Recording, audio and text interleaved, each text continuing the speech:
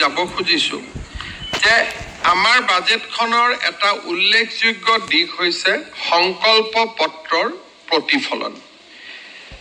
আমি সংকল্প পত্ৰত কৈছিলো যে ৰাজ্যত আমি 2 লাখ নতুন নিযুক্তিৰ ব্যৱস্থা কৰিম আৰু আমি এই নতুন নিযুক্তিৰ ব্যৱস্থাৰ কাৰণে আজি আমি বাজেটত উল্লেখ কৰিছো যে অকল খালী পদ পূৰণেই নহয়, আমি নতুনকৈ পদ সৃষ্টি কৰিও আমি ৰাজ্যৰ যুৱক যুৱতীৰ আশা আকাংক্ষা পূৰণৰ বাবে আমি কাম কৰিম। মুখ্য সচিবৰ অধীনত এটা টাস্ক ফোৰ্স নিৰ্মাণ কৰা হৈছে।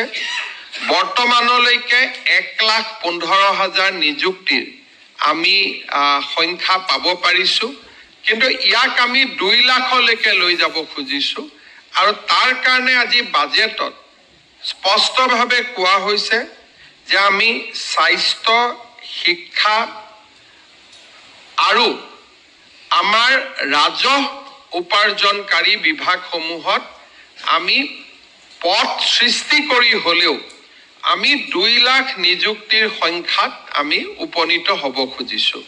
মোৰ বিশ্বাস যে আমি আমাৰ লক্ষ্যত উপনীত হ'ব পাৰিম আৰু বিত্ত মন্ত্ৰী ডাঙৰীয়াই আজি পুনৰ এবাৰ 2 লাখ নিযুক্তিৰ ক্ষেত্ৰত আমাৰ সংকল্পৰ কথা দোহাৰিছে।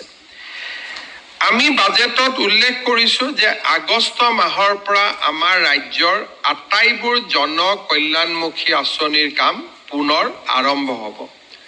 অৰুণোদয়, নিযুত মইনা, নিযুত বাবু, জীৱন প্ৰেৰণা, যিমানবিলাক ৰাজ্য চৰকাৰৰ সুলভ মূল্যত চাউল, চেনি, দালিৰ যোগান, যিমানবিলাক আমাৰ আঁচনি আছিল, পূৰ্ণাংগ বাজেট দাখিল নকৰাৰ কাৰণে এই আঁচনিবোৰ যোৱা এমাহ বা 2 মাহত ৰূপায়ণ হোৱা নাছিল।